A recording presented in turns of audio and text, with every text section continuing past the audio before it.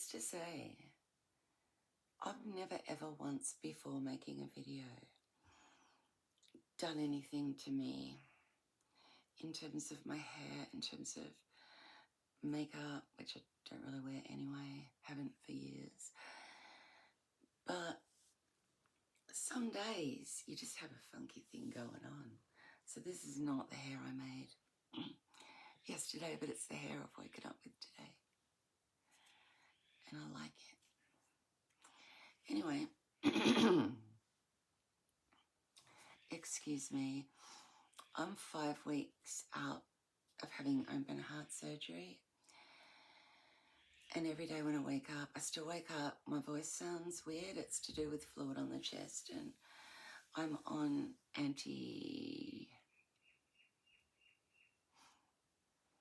they called?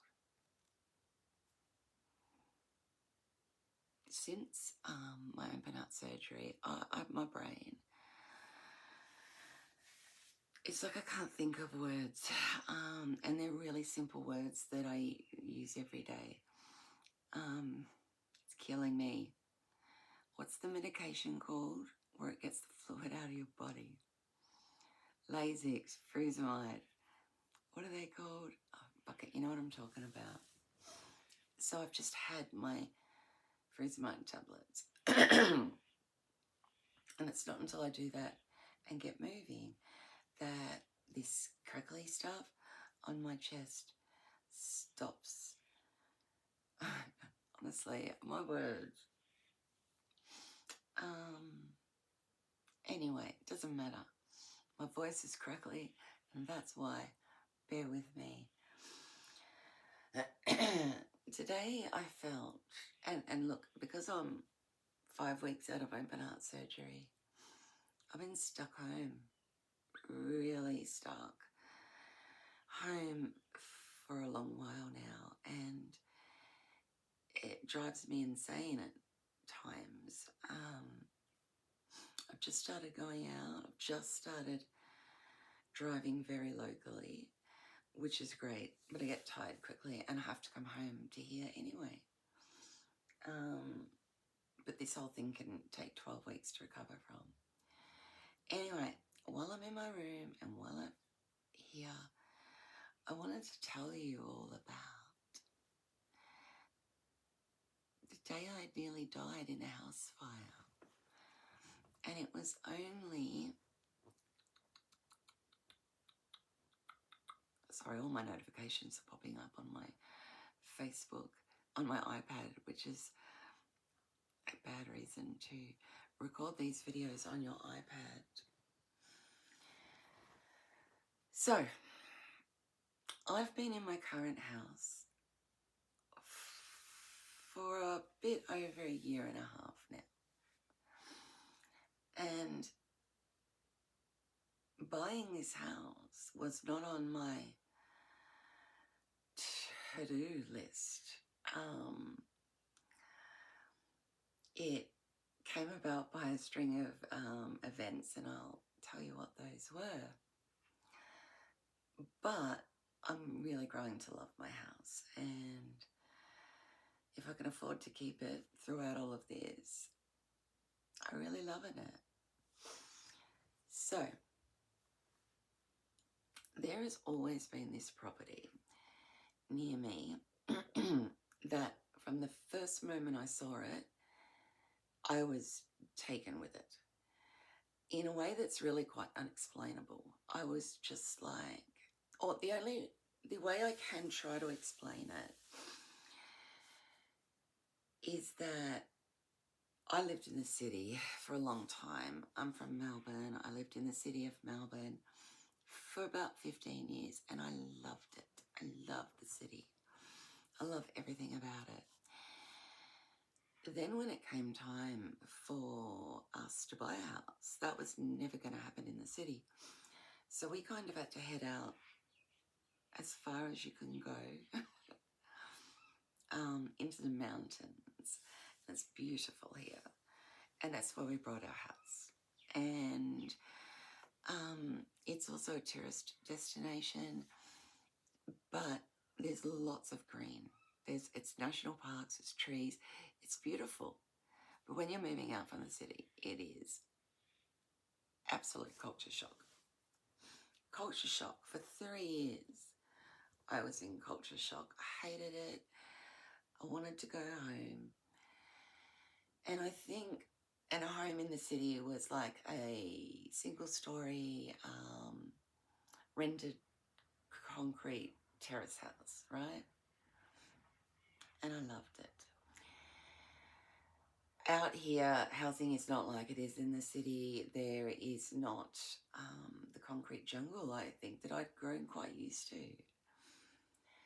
So this house that I was taken with was very different. It was brick rendered. It used to be a fish and chip shop. It was all handmade by using concrete by a retired concreter turned fish and chip maker turned eccentric.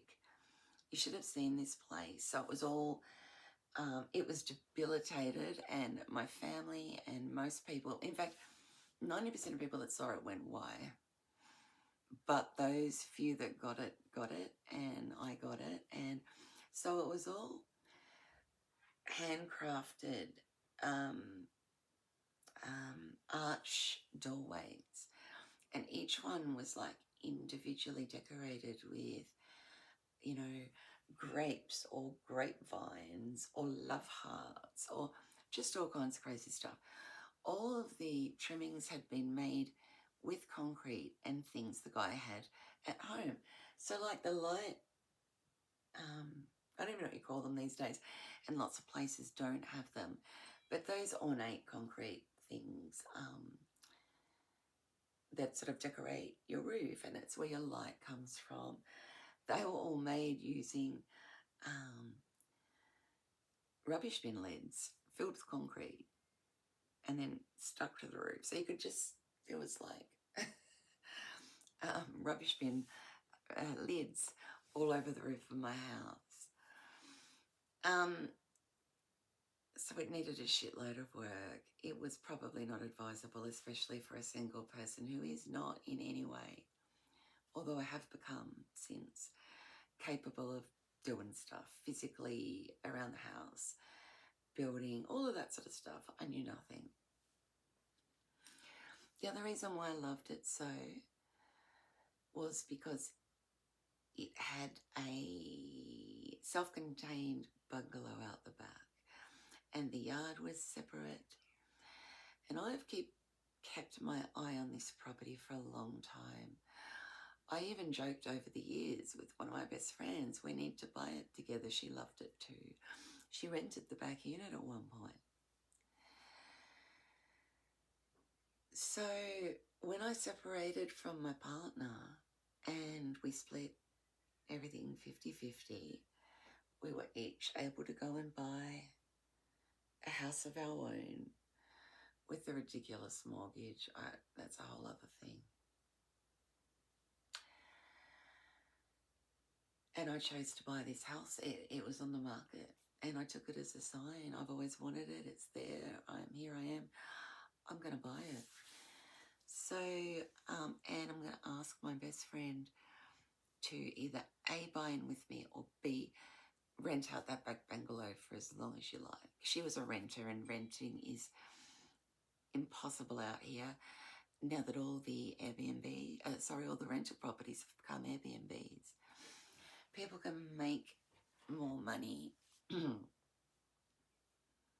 a night of Airbnb than they would in a week of rent. It's completely wrecked our community. It's a whole other thing that I could rant on about forever. But ultimately, people, I guess, are just trying to survive. And if they can offer, they're just trying to make ends meet, you know.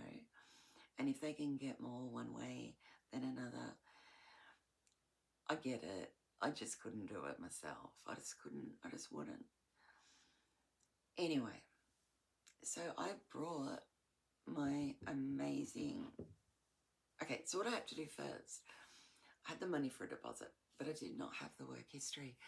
So what I had to do was take on obscene amounts of work for a very limited time, knowing that I'm not going to continue to work like this once I've got the loan.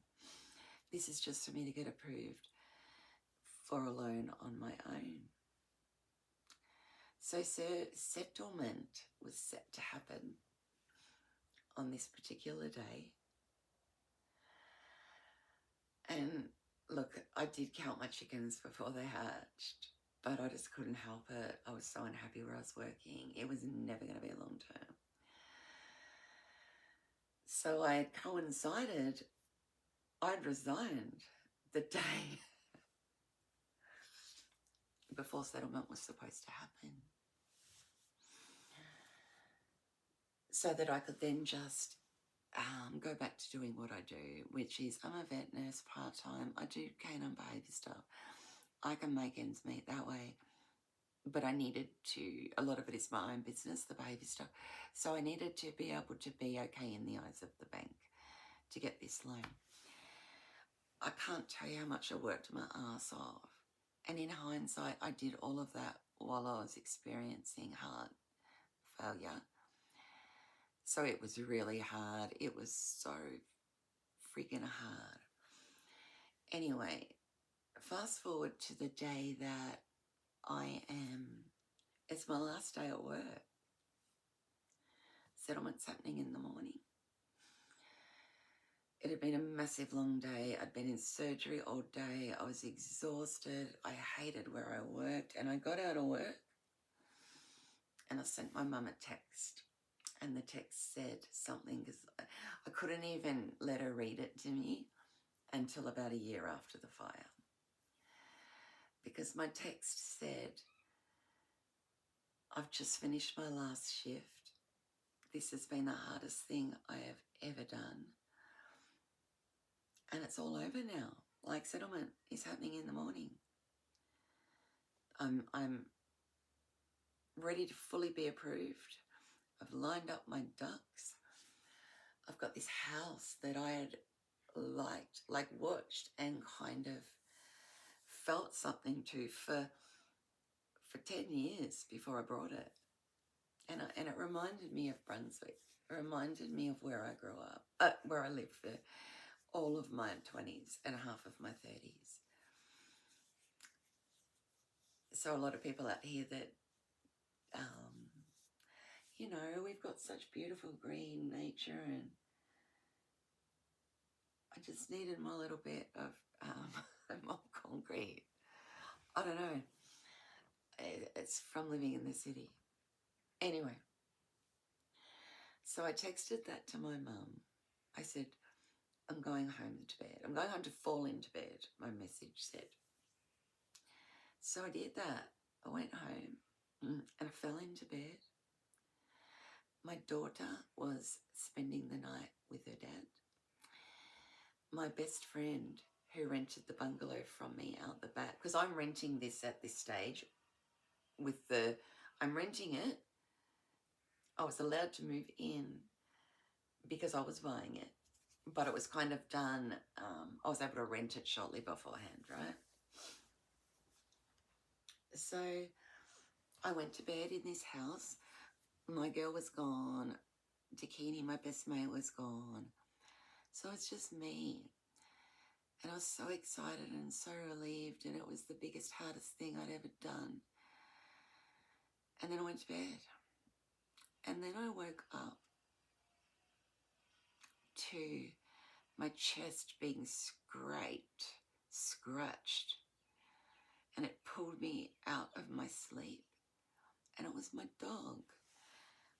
It was my incredible border collie dog up on my single bed, just So I woke up in shock. I'm like, what the hell are you doing? And then I looked to my right, and my entire bedroom wall was a raging inferno of fire. What had happened, right, is that during the wee hours of the morning, an electrical fire had caught fire in the wall of my home. And it had just quietly burnt through, because I was dead to the world. This was 2:30 in the morning. It had just quietly burnt through 3/4 of my house. It was now burning through my bedroom wall. And I kid you not when I say I did not have time to grab one thing. Not my phone, not my iPad, not clothes. I literally had to run through a burning, and I'm going to include, I'm not very tech savvy, so I don't quite know how to do it, but I'm at least going to include some photos of my house on fire, because it is just friggin' insane. So I had to run through my beautiful ornate bedroom archway door with the love heart at the top. And I had to run down the stairs. Now, I've got to pay credit to my bloody dog. He's scared of everything. Everything. And he braved that for my sake. And he was trying to wake me up. Bless his heart. He was so scared. Keeping in mind I have 3 cats, God knows where they are at this stage. It was literally get out, run down the burning stairs to the ground level and out into the street. So I'm out in the street, right? I did not know my best friend was not home, so I'm banging on her thingo. Dakini, the house is on fire. Help. She was not there. So I literally had to run out into the street screaming. Help. I didn't have my phone, had no way of calling the fire brigade. I was wearing fuck all. It was the middle of the night, it was freezing. And this house that I am about to buy 6 hours later is burning to the ground before my very fucking eyes.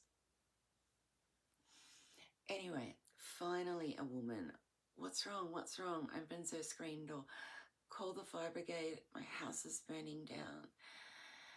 And at this stage, I'm out on the street, my dog's with me, I'm wearing nothing.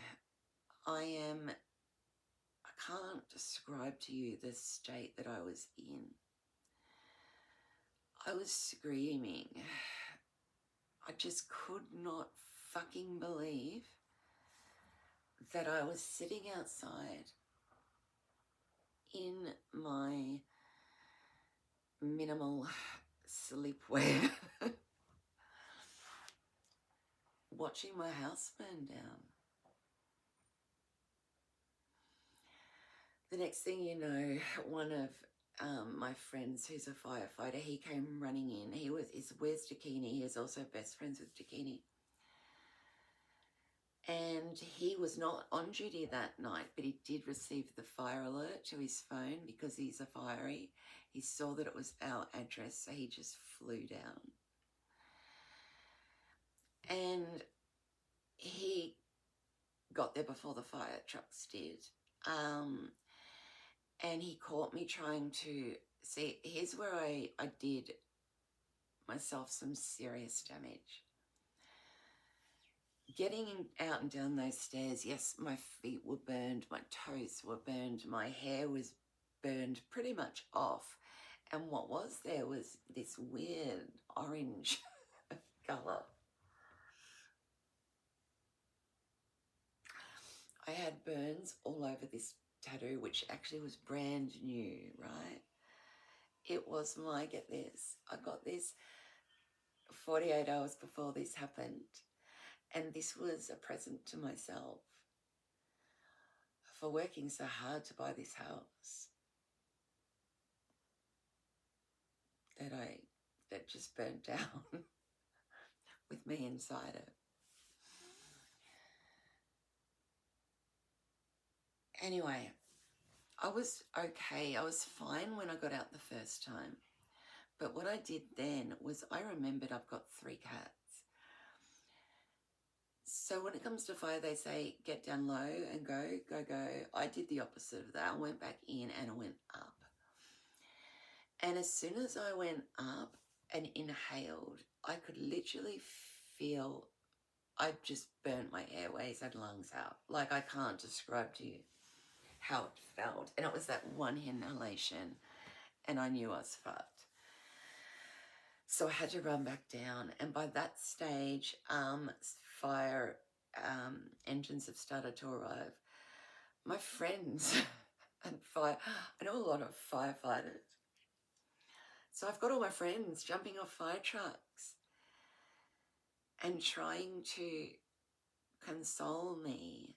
They were all trying to get me to go into one of their houses so that I didn't have to watch what was happening.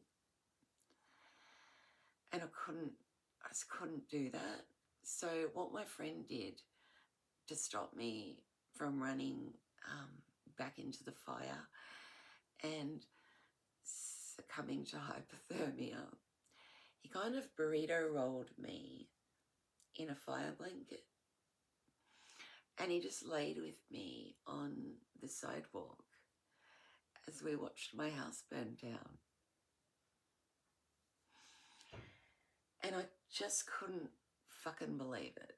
When I tell you how much I couldn't believe it, look, there are worse things that can happen to people, okay? But this was still pretty bad. And I just was waiting to wake up. I'm like, this can't be happening. I'm buying this house in 6 hours. The fire was so well established that 13 fire trucks ended up coming, and they apparently worked on my house all night. So typically me, the ambulance arrives, right? They're like, we need to take you. We're going to put you in the ambulance. We're going to knock you out. You have severe airway burns. They'd looked down in my throat. I was coughing up tar black for months, actually. We need to take you to hospital. And I was like, I'm not going to hospital. My animals, my cats, I'm fine. I'm going. Anyway, they did manage to persuade me to go to hospital. And so I wrote this letter to my mum, and my mum has still got the letter, and it's so fucking funny. Hi, Mum.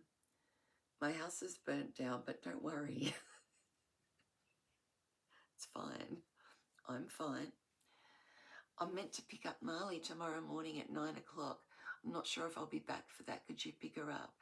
Gordy was left with the fire. That's my dog. Fighters. Can you make sure that he's okay? And so it was all of this. One, reassuring my mum that I'm okay, even though I'm on fire and everything I've owned is gone, because I didn't want her to worry. And I was expecting that I was going to be home to maybe pick up my daughter at 9 a.m. Suffice to say, I woke up 4 days later from an induced coma to find out that I'm not buying the house because there is no house. That part was very fortunate, because if this fire had happened 6 hours later,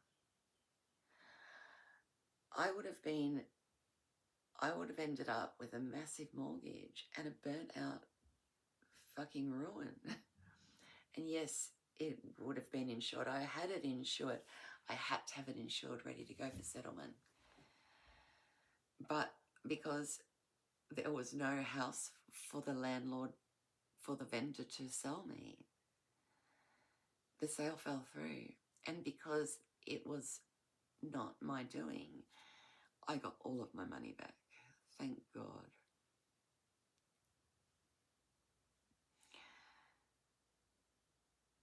being in the intensive care burns unit afterwards was a nightmare. It was an absolute nightmare for a million different reasons, and I can't go into all of them here, but I'm just going to give you a couple of examples. When you are knocked out and put on a ventilator. Now look, I'm a vet nurse, right? So I deal with anaesthetics all of the time. There seems to be a big difference between, well, all the anaesthetics are the same, but there is a little difference. It seems that humans are given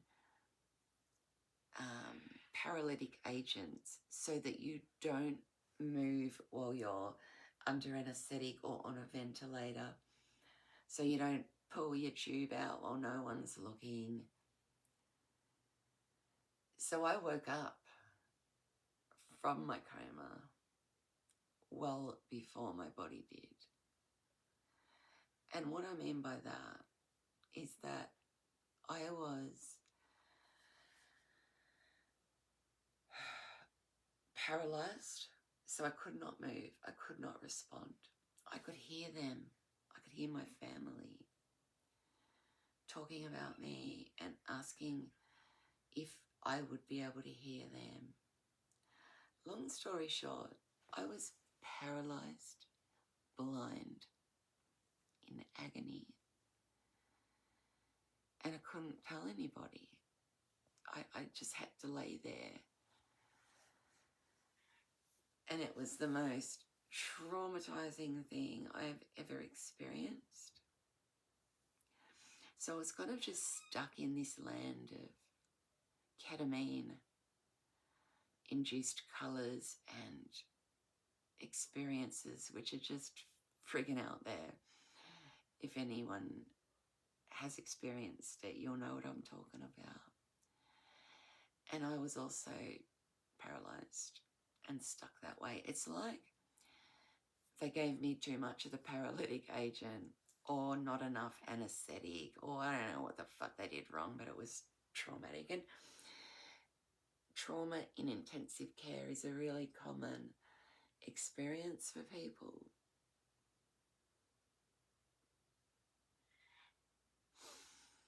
So when I finally got to leave hospital, 3.5 weeks later, I was so traumatized from my experience there that I did everything. I lied. I did everything I could to get out. I just couldn't. Everything.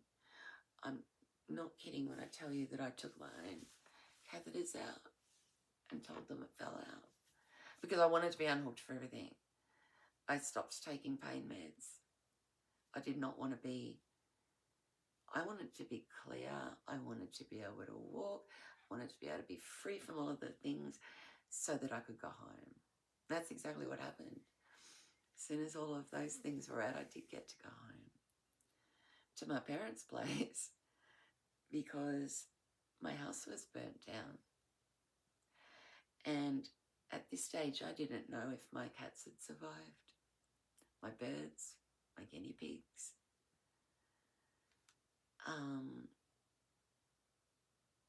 This is going to be a long video. Sorry, guys. Hang in there. I'm getting there.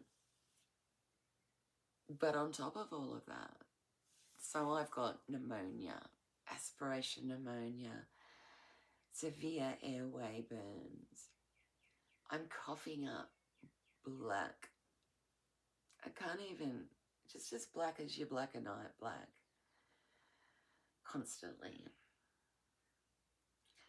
But because I was meant to have just bought a friggin' house, I was now presented with, all right, so for this loan to still be valid, you need to find a house to buy within 30 days. Beyond that, I'd need to apply for a new loan, and I wouldn't get that loan because I'd quit my job, and currently I was in intensive care. So I got out of hospital, I went home to my mum's, and I started house hunting. Now, when I tell you how much I could not think straight, I had no memory. I still couldn't even tell you my address or local doctor. I couldn't tell you a thing about pretty much most things. But all I knew was, and bit by bit, over time, the memories have come back, and it's incredible the way that works. The way your body protects you in that way. It's just amazing. But I had to buy a house, and I had to buy it fast, and I had to buy a house because there's a rental crisis at the moment. I tried to rent a house. I was offering a year in advance. I couldn't get it. Could not get a rental. Part of that's because I live in Airbnb land. So I had to do it. I had to do it within 30 days. Otherwise, my whole year's work of a prep to get myself into the position to buy would have just, I'd have to do that all over again. And I couldn't do that. So I was on a time frame. I had to get the contract signed and be purchasing that place within 30 days. I needed to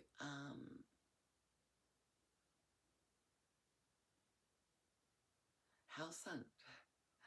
And I was on a very limited budget. I'm talking your lowest of your low. And to give you an idea, I could only afford 3 houses on the market, right? And although this house is not ideally where I'd like to be, it was, as in it's literally only 5 minutes from where I'd like to be. I've got to stress that. I still live where I live. But one of the houses in the area that I wanted, which I could have afforded, the only one in that area, had such tall gum trees over the top of the house, and gum trees drop branches and kill people all the time, and I just couldn't sleep at night knowing my daughter was sleeping under that. So I made the responsible choice, and I went with the responsible house. And I was on such a tight budget, right? I also knew that paying a mortgage on my own is long term is near impossible. So what I did with buying this house, I budgeted in buying this little tiny house to put on my block with what remaining money I had, just because I knew that I couldn't. I'm nearly 50. I've got this mortgage until I'm 75 at least, unless I find $1 million and pay it off. Hang on.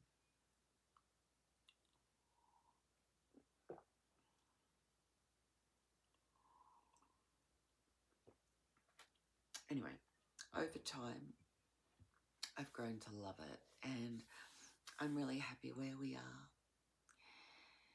I grieved that place in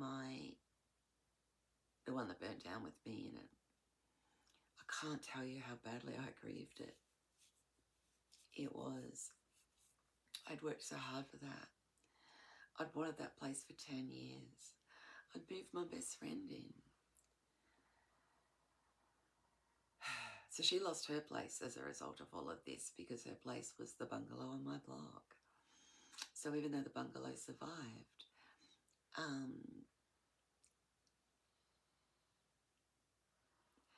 my ability to buy it did not.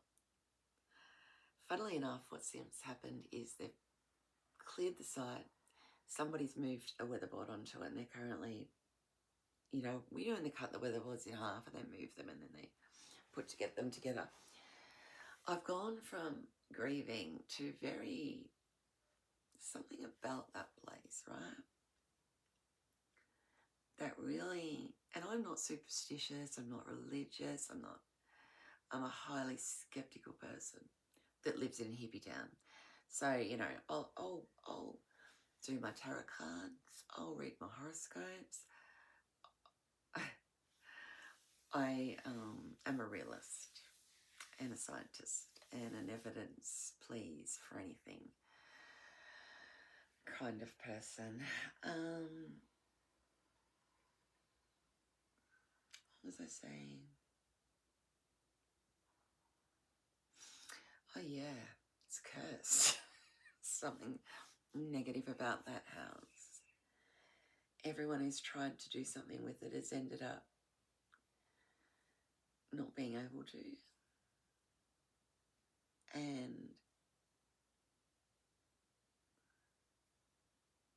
yeah, I don't know.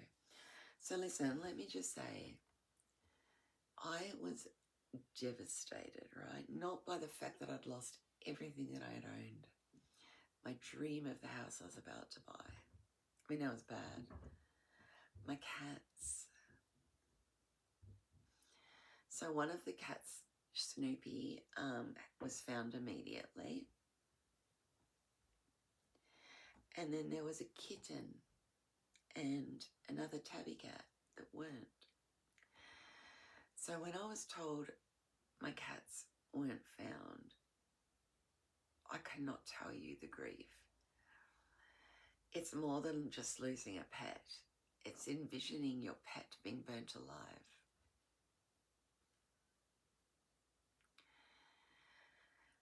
So you can imagine my glee and surprise when my daughter went around to the house and was shaking cat food. And all of a sudden the kitten was inside going, help and give me cat food. So he was trapped in the building that they boarded up. Mind you, the roof was completely open, so yeah, he probably wouldn't have been able to get out. So they had to break in to get the cat, right? So that's 2 cats down, now 1's still missing.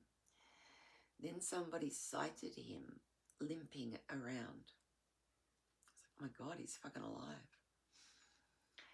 So it took me coming out of hospital, dragging my ass from my parents' place to, and just sitting there with food. And what I did was I just sat there by myself and I sung. People had tried to come up and find him, but you know what cats are like. They're not gonna respond to people they don't know or loud people and all that. So I'm just like, everyone, can you piss off? And I just sung. And lo and behold, after about half an hour, Sushi comes limping around the corner. Now, when I tell you the look he had in his eyes, and my mum said it was the exact look I had in my eyes, it was sheer terror. Terror. My mum's still traumatized from seeing that in me when I woke up in the intensive care. Me and my kitties were fucking traumatized.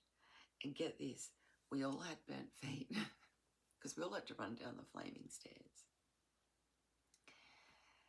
And we all had airway burns. So we were just... And what else? Oh yeah, we all had burnt hair. But we were all alive. He was so terrified. He wouldn't even let me approach me. Like, it's not. So I had to coax him over with food I knew he was starving. And just sit there and then get him in the cat box. And then I had all of my animals. Now, would you believe it? The aviary, which was attached to the house, full of budgies and guinea pigs, did not get burnt at all. They were fine. The cats were fine. The dog was fine. The kid was fine. The best friend was fine. I was fine. Which is all that matters. Okay, all of that is ultimately all that matters, but I'd lost everything. I didn't even have contents insurance. I just insured the building. I hadn't even moved in yet. properly. Or it wasn't mine yet. So I had to replace everything I own. I'd spent money on that place because I was buying it and it was under contract and it was settling. We put in heating, painting, a shitload of things. And in hindsight, that was dumb. But I wasn't expecting the house to burn down. I knew I got the loan and I'm going to buy the house and this is going to fall through. But I just was not banking on the spontaneous midnight house fire.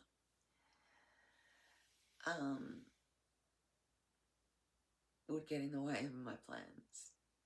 So I don't care how cheap you do it, and I do things cheap. Most of what I own is from op shops and stuff like that. It costs a lot of money to replace everything you need for a household. So I lost at least, I would say probably $60,000 or $70,000 in this venture. It makes me so upset and I kick myself and I don't know what for. I couldn't really do anything differently and the fire wasn't my fault.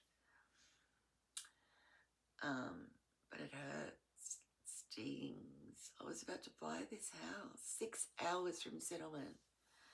Like that, it's just fucking unheard of.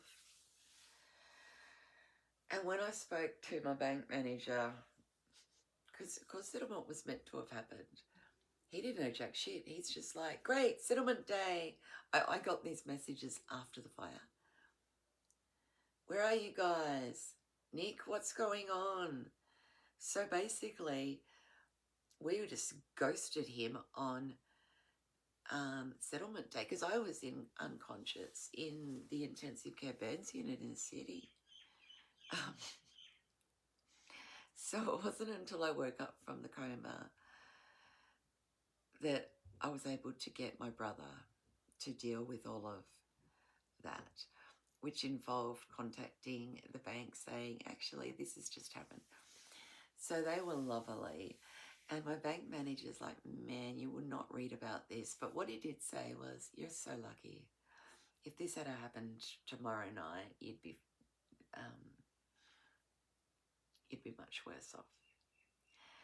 Suffice to say, I found my new house. I furnished it. I did it. My community is amazing. And they helped me. And here I am. And I still, to this day, I'm not the kind of person to be scared or traumatized usually. But to this day, if I see a light in another room or nearby, I have to check what it is. If I hear anything, like any kind of a disturbance in the next room, I have to check what it is. I was hearing sirens for weeks after discharge. Like your brain is so... I was traumatized in every single way. And I was seeing things and hearing things that weren't there. And that is scary. In that I knew I wasn't hearing those things. But I was hearing those things. If you know what I mean. So it started by me asking my mum, did you hear that siren? Did you hear that siren? No. And then I realised they were all in my head. And they were. I could be in the middle of the night, in my room. There's a siren outside my bedroom door. It's clear as day. Like it was there.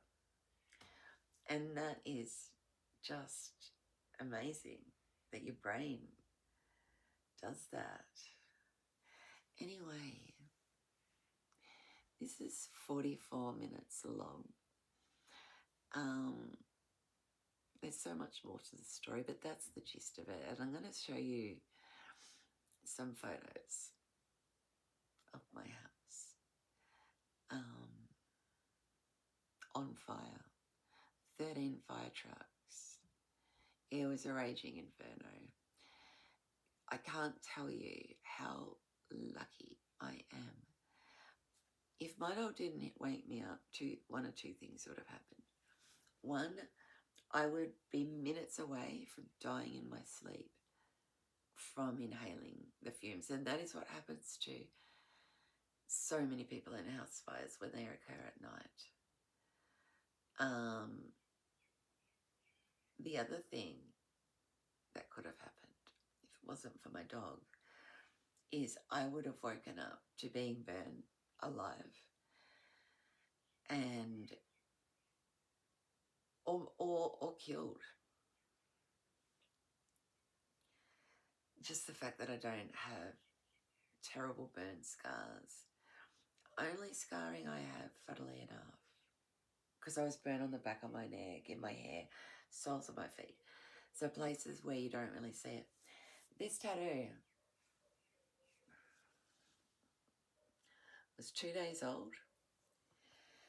The nurses in intensive care noticed that it was 2 days old, and also that I had burns. They were like burn lines all over here and up my arm. So whilst I was in a coma, they were putting the Bepanthen on it for me, doing the post-tattoo wound care while I was asleep. But also for the burns there. So the only burns that I have are in that tattoo, and you can't see them unless you're looking for them. And how lucky am I to not be dead, to not be horrifically burnt. That my daughter was at her dad's, that none of us died. Still, it was a whole lot tragic, scary, so hard to recover from, took everything. But we're alive. All right, I'm going to end it there. Oh, this is just going to become a movie. I will try and show a video and some pictures of my house burning down. Anyway, bye guys.